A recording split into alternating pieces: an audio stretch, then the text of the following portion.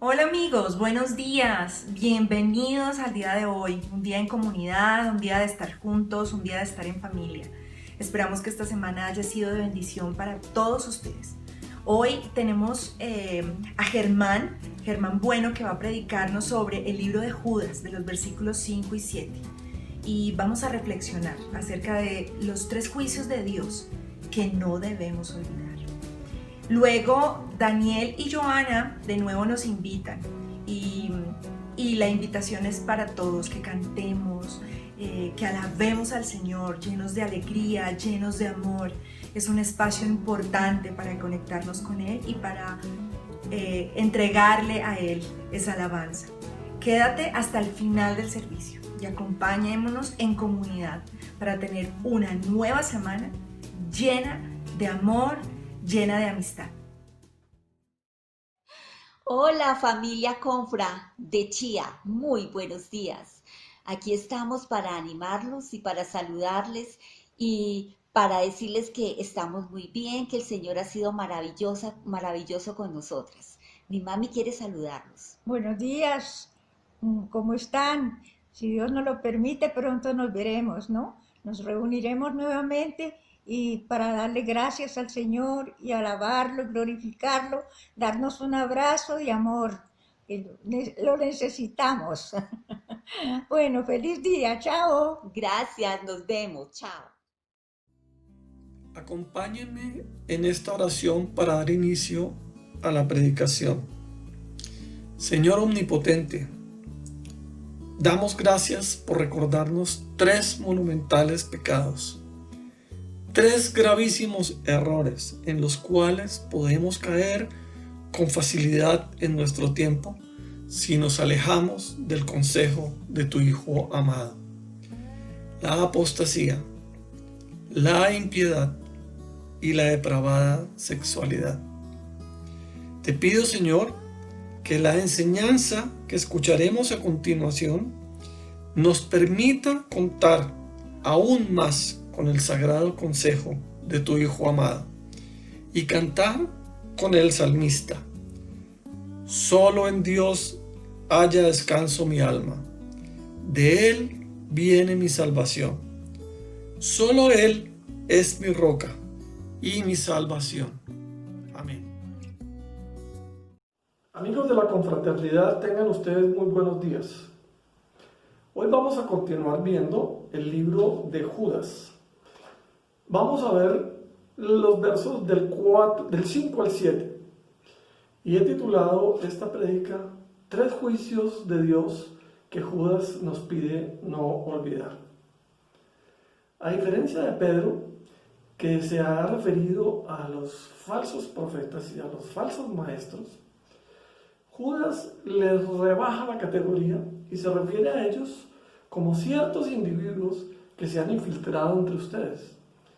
Pero ojo, dice de ellos que son gente peligrosa. En realidad, era gente apóstata, o sea, aquella que después de un tiempo abandona la fe cristiana, renuncia al Salvador, niega la deidad de Cristo y su obra redentora, su resurrección corporal y otras doctrinas fundamentales. Los señalamientos que Judas le hace a esta gente son contundentes. Les dice que niegan a Jesucristo, como ya lo dije, cambian la gracia de Dios por libertinaje, lo cual era gravísimo, y convierten en parrandas las fiestas de amor fraternal, una increíble bofetada para la comunidad cristiana, y muchos otros atropellos más que están en el contexto. En un lenguaje persuasivo, Judas les presenta tres casos de juicios de Dios, tres casos colectivos en los cuales Dios castiga el pecado de apostasía.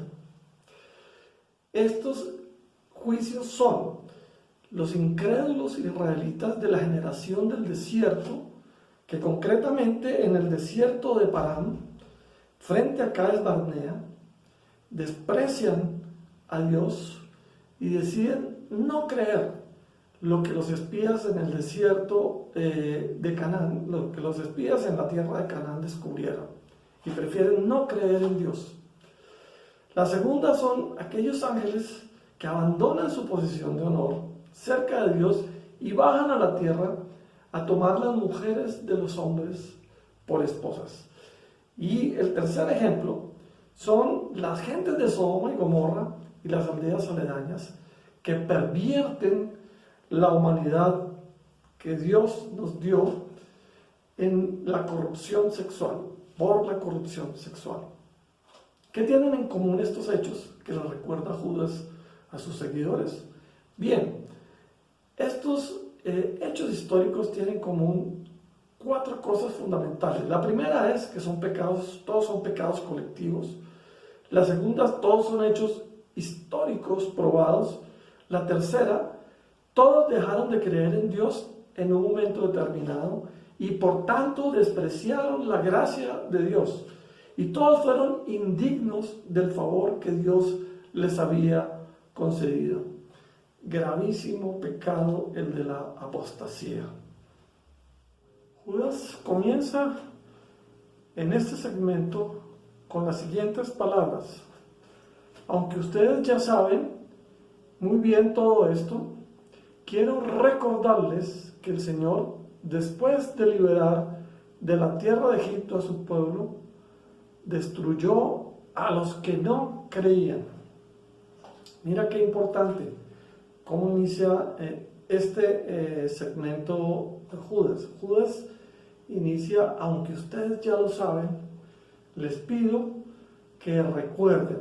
Que ustedes ya lo saben, les pido que recuerden. ¿A qué está acudiendo Judas en este momento? Judas está acudiendo a la historia del pueblo de Israel.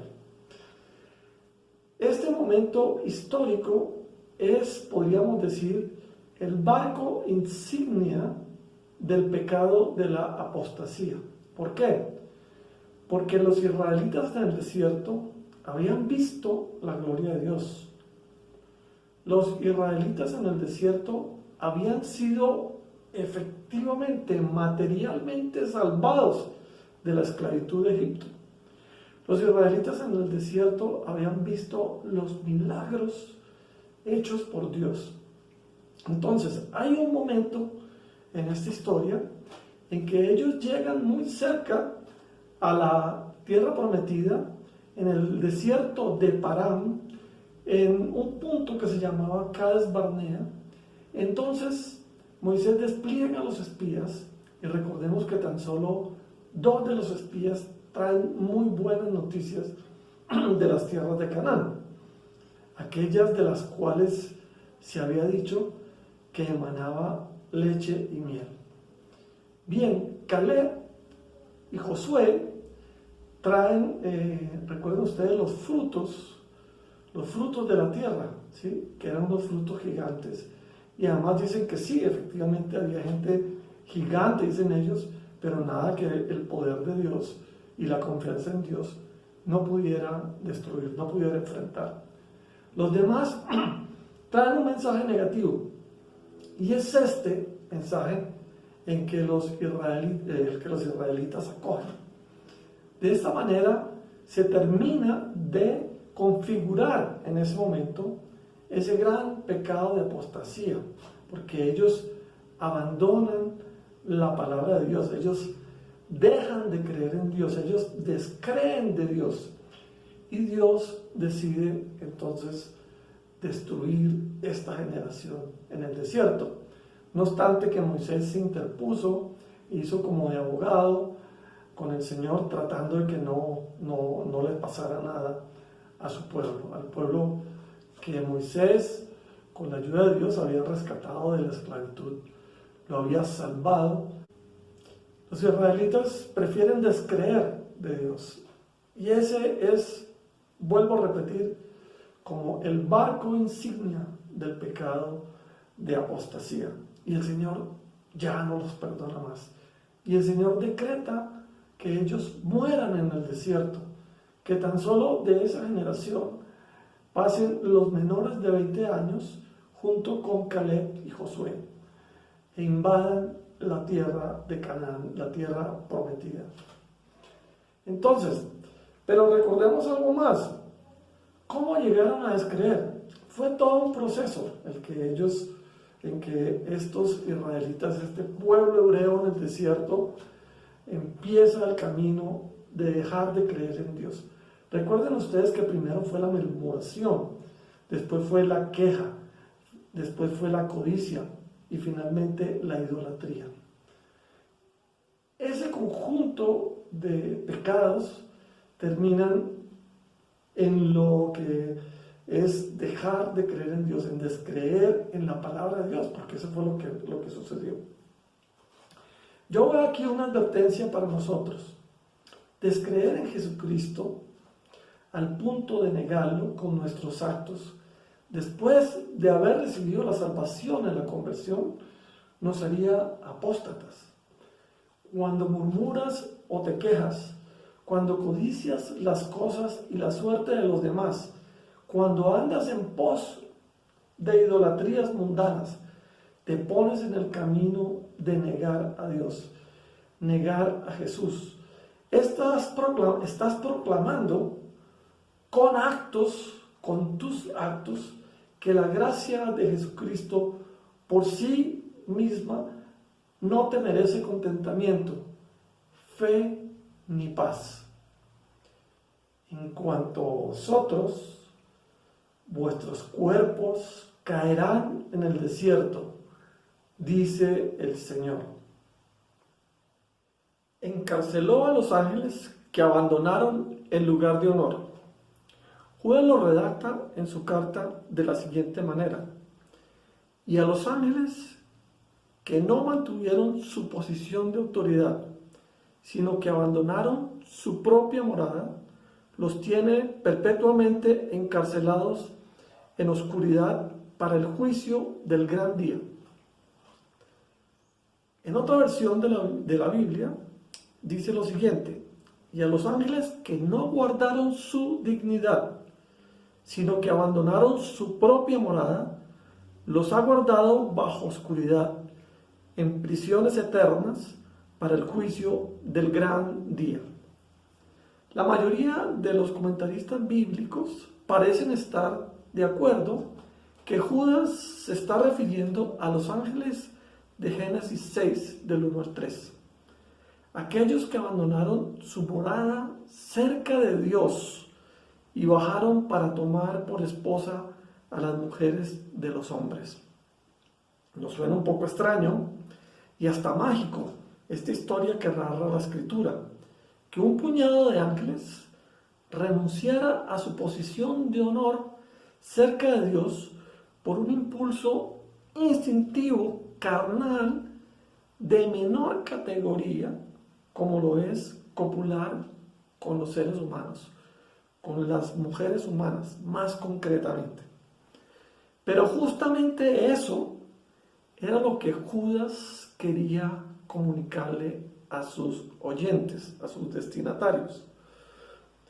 Que esos individuos peligrosos, los infiltrados del versículo 4, también estaban haciendo eso, abandonando su posición de autoridad, como los ángeles, al despreciar la verdad que se les había revelado con la proclamación del Evangelio de salvación, y por una intuición destructiva de inferior categoría, abandonaron la fe en Jesucristo.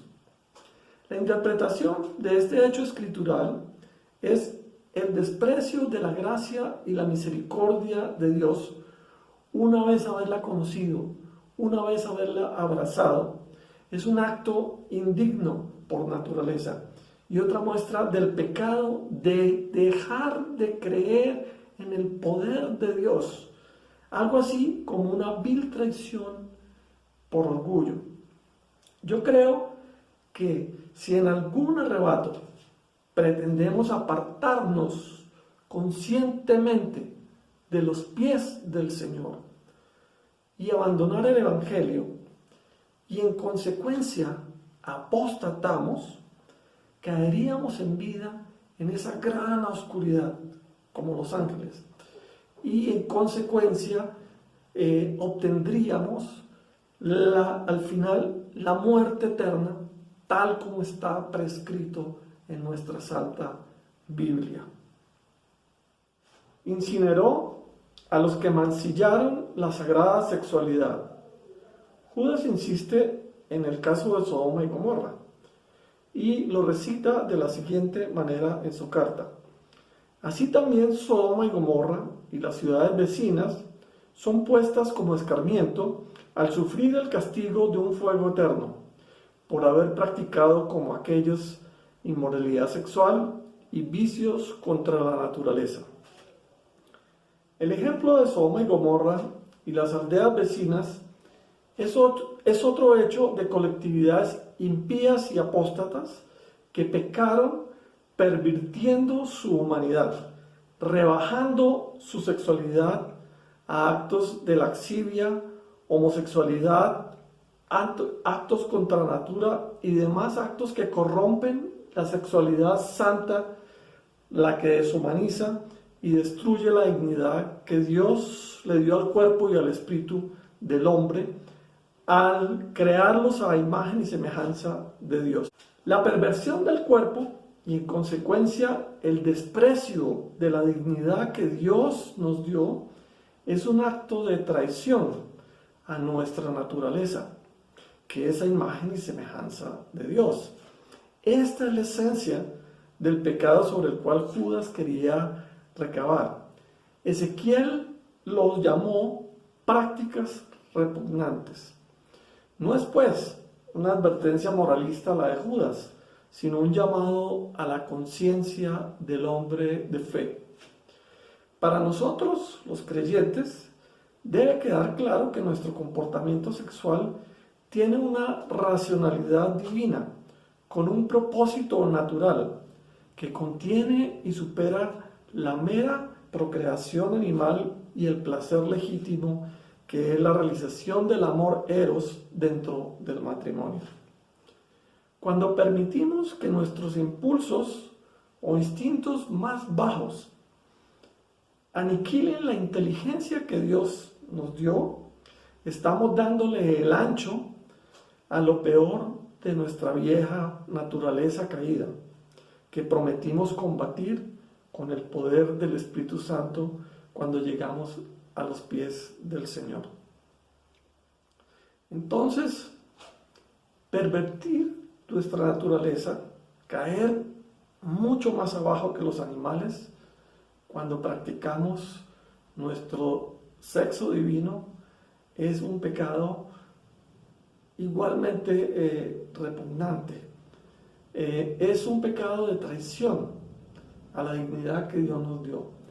Es un pecado en el cual estamos diciendo a Dios, al Señor, no creemos en ti, o hemos dejado de creer en ti. Sodoma y Gomorra es el ejemplo perfecto que la Biblia nos da. ¿Qué tiene que ver esta enseñanza tan antigua con la sociedad en la que vivimos? Pues bien, mire, abandonar nuestra fe cuando ya habíamos sentido a Jesús obrar en nuestras vidas es dejar de creer. Abandonar la posición de honor que Dios nos dio en el ordenamiento natural de la creación por la inmoralidad sexual, sobre pretexto de las preferencias sexuales que hoy se admiten abiertamente como un derecho en nuestra sociedad, es darle la espalda al sacrificio de Jesús en la cruz. Es decirle a Jesús, me importa un bledo la razón por la cual moriste en el Calvario. No creo en eso. Prefiero los ofrecimientos del mundo. Hermanos, luchemos por nuestra fe. El hombre descreído de Dios generalmente se destruye. Mantengámonos en el amor de Dios. Edifiquémonos unos a otros. Oremos en el Espíritu. Como quien dice, mantengámonos en esta nave de salvación que Jesús nos dio por gracia. Debemos estar vigilantes, muy atentos de no caer de esta embarcación de infinito refugio y bondad que Jesús nos ofrece. La misma barca de la tormenta, desde la cual Jesús le ordenó a la tempestad que se calmara.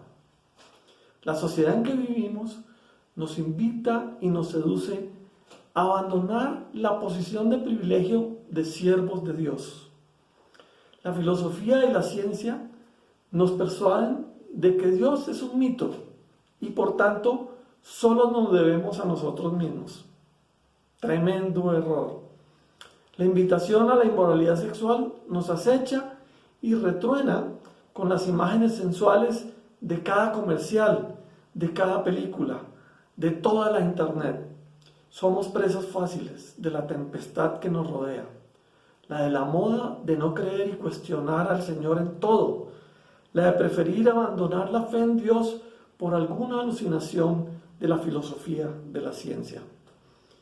¿Y qué decir de las ideologías que nos venden el nuevo evangelio, que proclaman que el hombre tiene el poder de alterar el orden de la naturaleza humana, al decidir a su antojo su cambio de género y sexo, bajo el pretexto de que el género y el sexo son productos de construcción cultural?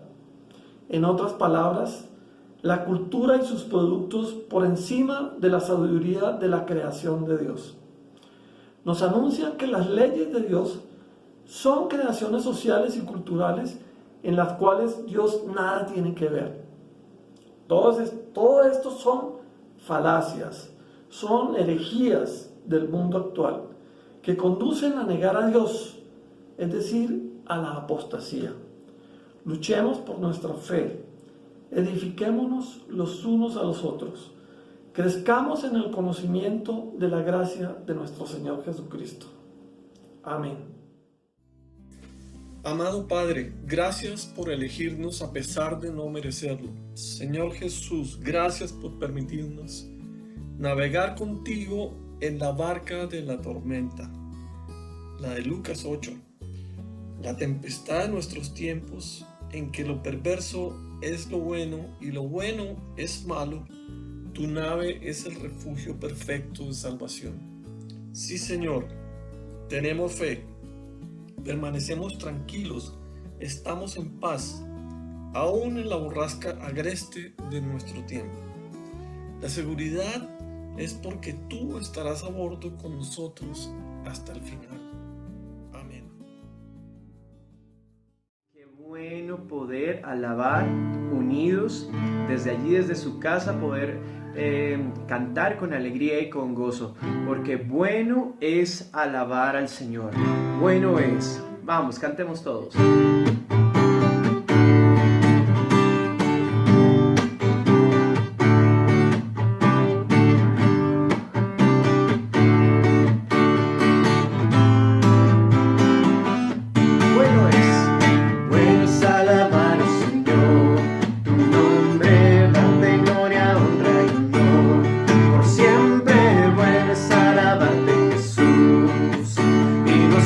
En tu poder.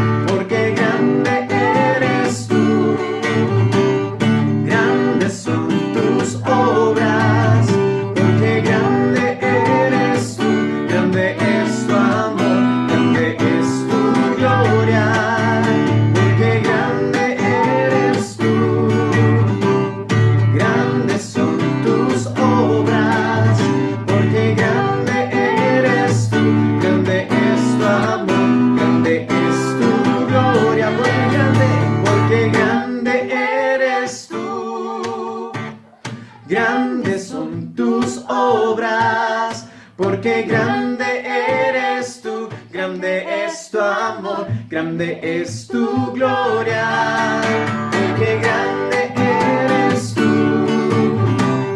grandes son tus obras, porque grande eres tú, grande es tu amor, grande es tu gloria, porque grande eres tú, grandes son tus obras, porque grande eres tú, grande es tu amor, grande es tu gloria. Puedes alabarte, Señor. Qué bueno es alabarte, Señor.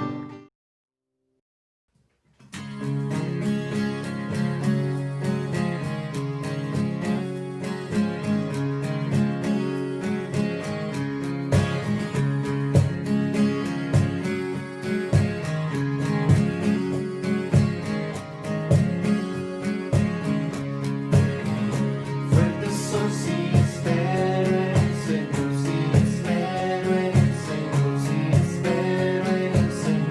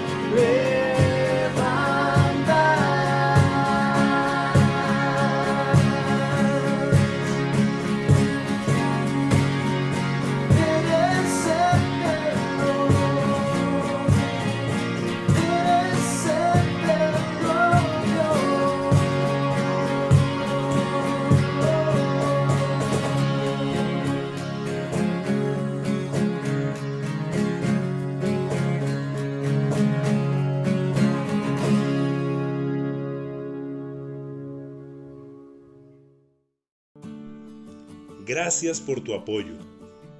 Tu generosidad nos permite dar a los necesitados, apoyar a nuestros misioneros y funcionar como iglesia en medio de la pandemia. Dios siempre ha sido fiel con nuestra comunidad.